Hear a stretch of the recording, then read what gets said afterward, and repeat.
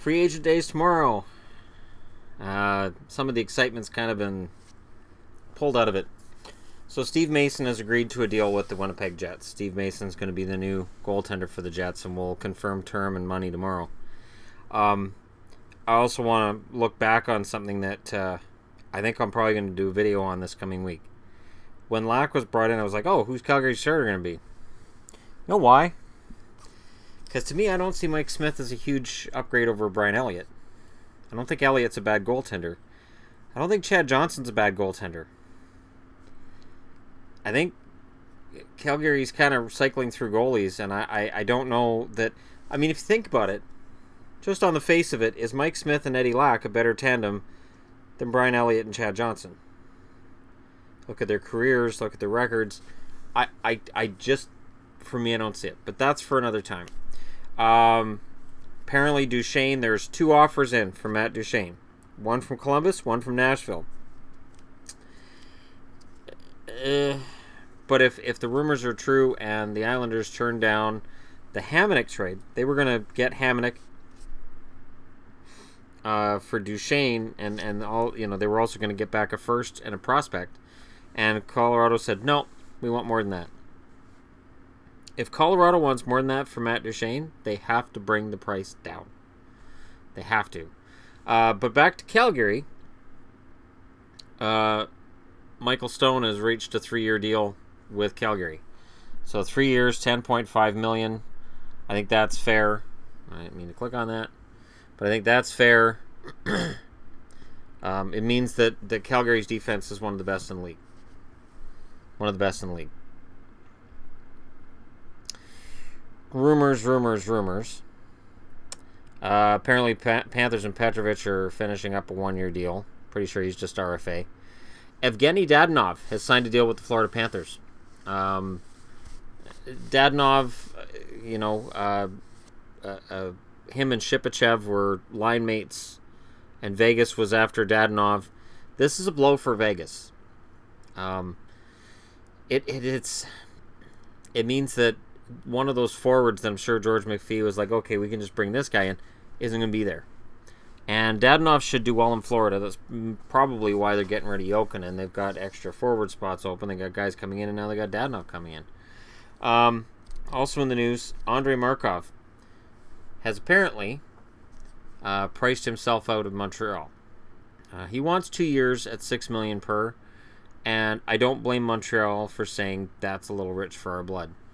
It's a lot of money for Markov, and Markov has been a warrior for Montreal for a very, very long time. And while I am not a Montreal fan, I respect Markov quite a bit. He's a fantastic defenseman, but not worth $6 million per for 2 years. In the rumors section of things, and the reason I'm wearing this, rumor has it that the Canucks are on their way to picking up Sam Gagner, who had a fantastic year for Columbus. I don't expect Gagner to score the kind of points in Vancouver that he did in Columbus. I don't think Vancouver will be expecting that, and I don't think the fans should either. But it's a skilled forward. And with Besser coming in, if Gagner is coming in, that's a couple skilled guys. That's an extra 20, maybe 25 goals for the team, as long as other players don't fall further back. It's not a bad move, depending on what the term is and what the money is. Speaking of term and money, Orlov was signed by the Caps to a 6-year, $30.6 million extension. He's a good defenseman. He plays a lot of minutes. That's a lot of money for Orlov. Just saying, it's a lot of money for Orlov. I think the Caps are going to be really quiet tomorrow. I don't think they've got any money really to do much of anything. So unless they go the trade route and they're able to pick somebody up via trade, I don't think the Caps are going to do a lot. I don't think they need to. I think there's been much said about the oncoming death of the Capitals. I think it's much like what we've heard with Chicago for the last 2 to 3 years. It's much ado about nothing. Regular season-wise, I think the Caps will still be a very good team, same as Chicago. But the guys are losing. The thing is, have any of them led them to a conference championship? No. Then you got to try something else. I mean, whether you love or hate the Capitals, you have to try something else because what you've been trying so far hasn't worked. So the guys that are going, like Justin Williams, they're going. Williams wasn't the answer. Very good player, clutch player if he goes back to the Kings. I could see him doing great things there. There's a number of teams that are going to be with him. And we'll see what happens. They asked Peter Chiarelli of Edmonton, what happens if somebody offer sheets Leon Draisaitl? This is starting to pick up steam now, the idea that somebody will throw an offer sheet down for Draisaitl that Edmonton can't match, because if they match it, then Connor McDavid and Draisaitl will be so much money between the two of them that they can't afford to keep everybody under the cap. And Chiarelli said, we have lots of cap space and we'll match anything that anybody offers. That's Chiarelli. That's how he works. That's how he thinks. That's how he is. Very competitive. But I do think that of all of the restricted free agents that have been out there, I think Draisaitl's the most likely to get an offer since Shea Weber. It'll be interesting to see how that works out. So yeah, lots of talk, lots of things that could come down the pike. Let me just take a look for something else. Jordan Wheel, of course. Wheel re-signed in Philly. So all the talk about Wheel came to nothing. Wheel re-signs in Philly. There's still talk about Yakupov and the Canucks and interest there. Apparently the Canucks are front runners to sign Del Zotto. So Del Zotto coming to Vancouver. If it's Del Zotto and it's Gagner and there's other players getting picked up, then the Canucks are convinced this is a retool. The Canucks are convinced this isn't a rebuild. I'm pretty certain that that's how Benning would try to spin this, and I hope I'm wrong. But if he comes out to a press conference in 3 or 4 days and has Gagner and Del Zotto and says this is our commitment, we're going to rebuild, get back to the playoffs next year, we're going to be a great team, it's going to be a long year.